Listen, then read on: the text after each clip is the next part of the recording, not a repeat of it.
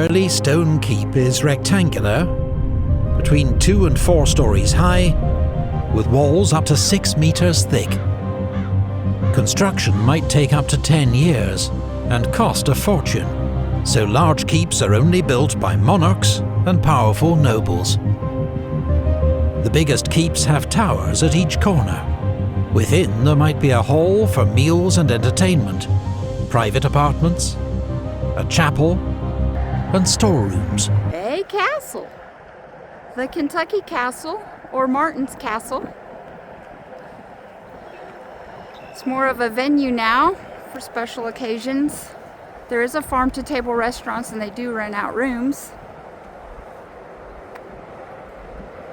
We're just doing a quick stop, kind of walking the grounds. You're welcome to walk the grounds by yourself.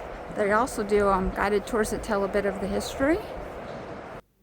Now let me tell you what I know about this castle.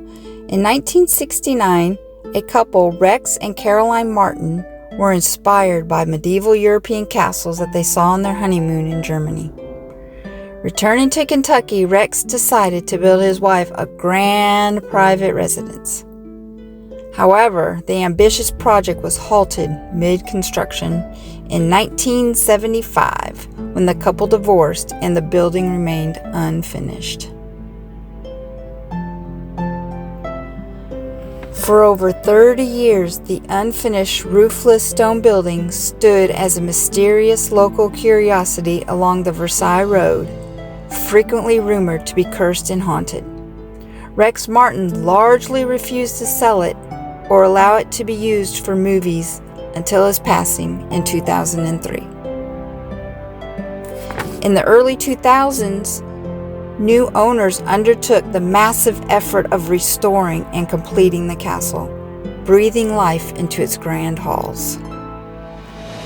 In 2004, a structure fire damaged the property, but ultimately led to the restoration of the beloved Kentucky Castle.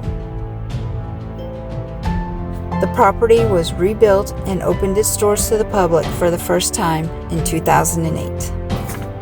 In 2017, another ownership change took place, and over the span of the next several years, they leaned into the castle's unique property as a place to stay, dine, and relax.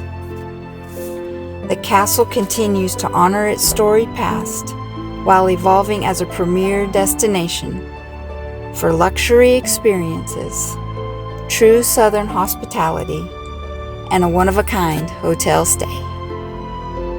During the time when the Motte and Baileys were being built, powerful noblemen were constructing the Norman Great Towers. There was no tactical reason for building them so high.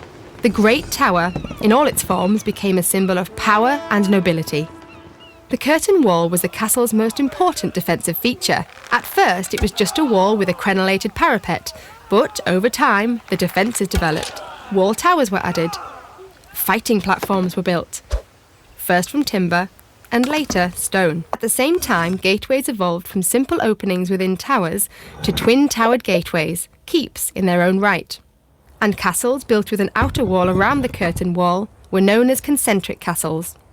Inside, domestic life often centred around the Great Hall, where the wealthy could entertain guests with lavish feasts.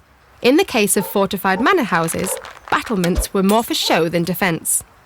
Medieval castles were considered so prestigious that the style was revived by rich men who wanted to appear as powerful as the noblemen of the Middle Ages. Rex Martin?